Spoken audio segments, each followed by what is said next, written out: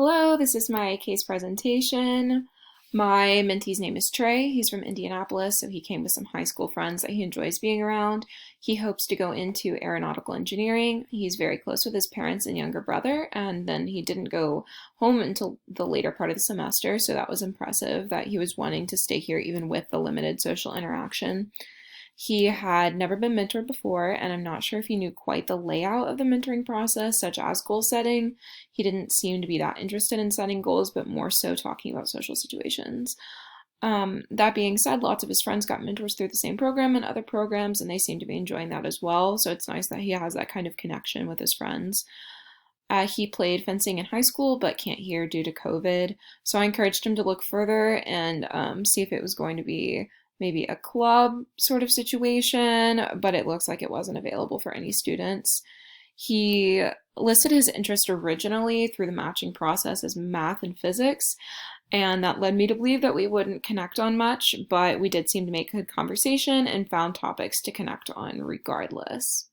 In terms of strengths, he has an incredibly high IQ and does very well in his classes. He's also adjusted very well from high school to college level classes. I believe that this aspect was different than a lot of other people's mentoring relationships, as he did not come in with much need academically from an academic standpoint. He is also able to maintain good conversation with friends that he came in with, and he has excellent communication skills even in our mentoring relationship. He is easily able to identify his strengths and weaknesses and does a very good job limiting talking and engaging in active listening. Not saying that's necessarily relevant to a mentoring process, but it is beneficial in listening to when we set goals and learning about what he can improve on and that sort of thing. He is very good at asking for help when needed, which is a skill I do not have, but I wish I did.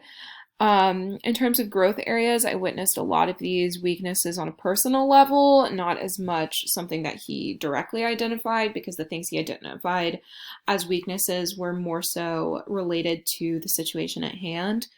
But attachment is a relatively large growth area that we did focus on a lot during our mentoring process that I want to speak to a little later on. As for time management, while he is very intelligent, he does not have great time management skills. He spends a lot of his free time playing video games and watching TV instead of focusing on school. While he does have a high IQ to make up for that, it is important that you manage time between, social interactions and then things you do during your free time and academics. So we did work on that too.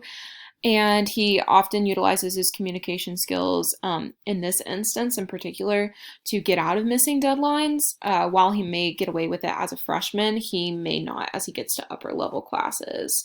And that is something I can attest to as somebody who is in upper level classes. It's a lot more difficult to get professors to go around deadlines. As for the SMART goals that we established, both of them, we had a few, but these were the ones we focused on the most. They were socially based. He didn't really come into the mentoring process with a lot of academic goals. We did focus on time management skills, but it wasn't one of the major goals that we had set into place. For the relationship goal, he wanted a relationship. It was measurable because he had to write down the steps in order to take action to ask a girl to be his girlfriend. It was attainable because in order for the goal to be attainable, he had to continue to check in with the girl to make sure she was on the same page. Relevant in the fact that he wants a girlfriend because he does value love and companionship. Time-based, as he would want one as soon as possible, but didn't want to force the idea of a relationship onto somebody without being sure that it was somebody he wanted to go into a relationship with. And he did end up downloading Tinder and met a girl he really likes, and he's going to have his first date with her this weekend. The very first thing he said to me was that he wanted to make new friends in college while he came with some friends from high school. He did want to meet new people because that was part of the Purdue experience. It was measurable in that he wanted to join clubs and other school programs, meet new people in his dorm. Every Saturday, we decided that he would put himself out there in some way to meet new people. And so that's how it's attainable, relevant in that making new friends is vital to get the full college experience. Time bound, we said that he would make a handful of new friends that he genuinely enjoyed by the end of the semester. And we did follow through with the goal for the most part. He met several people in the dorms, and he created a political debate club where he can meet more people and grow current friendships. Then for the next section, I wanted to bring up three concepts that we did focus on while these are not the only topics we covered during our weeks together. These are mentoring concepts that we did apply and that did come to life for me during this mentoring relationship and allowed us to make breakthroughs in the mentoring process.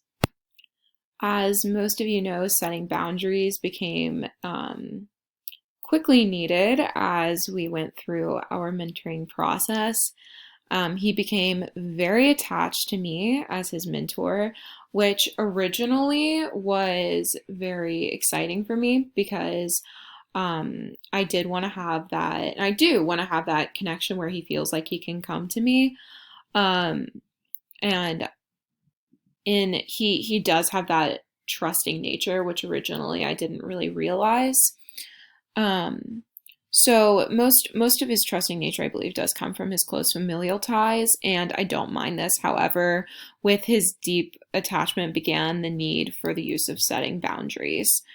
And I cited these page numbers at the end. But within the first few weeks of our mentorship, I did realize that he made a mistake when I told him that he could text me if there was an issue or a problem he needed help with. Not that I don't mind, but he did take advantage of that in that within that week, I received many text messages about a variety of topics, which probably could have been put off until our next meeting. And that does exclude the one instance about a suicidal friend, which I was more than happy to help him to the best of my ability in that instant. But for the most part, it was unnecessary. That it didn't have to be texted to me right then.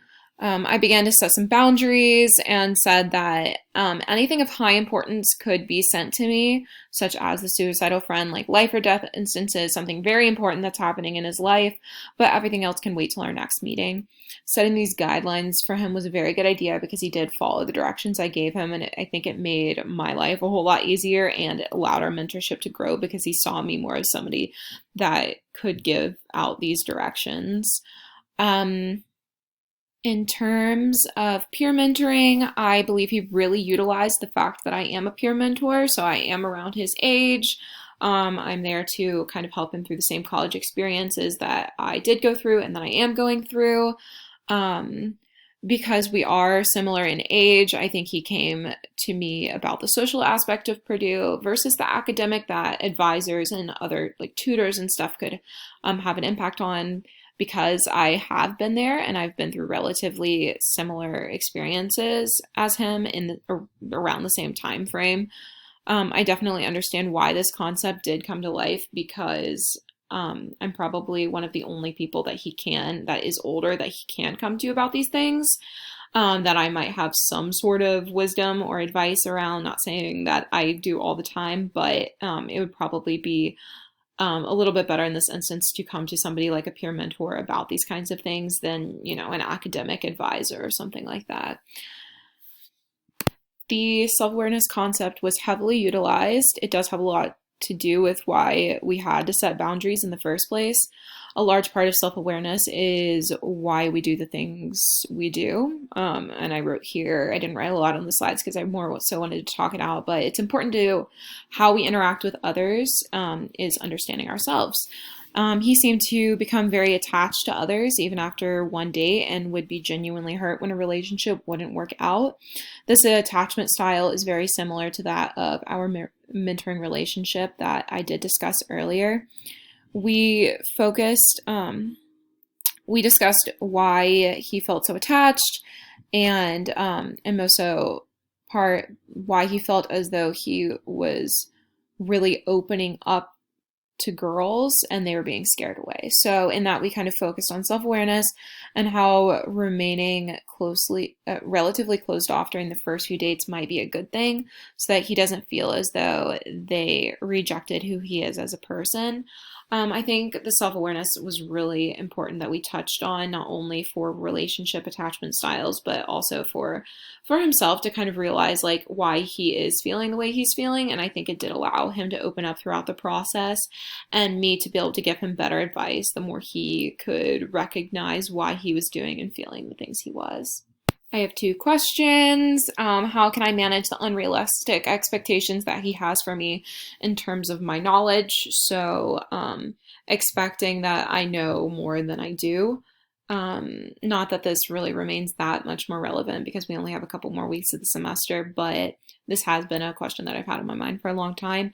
And then the next one, how do I end my mentoring relationship at the end of the semester without him taking it personally? Because he seems to do that. And this is my reference page. Thank you.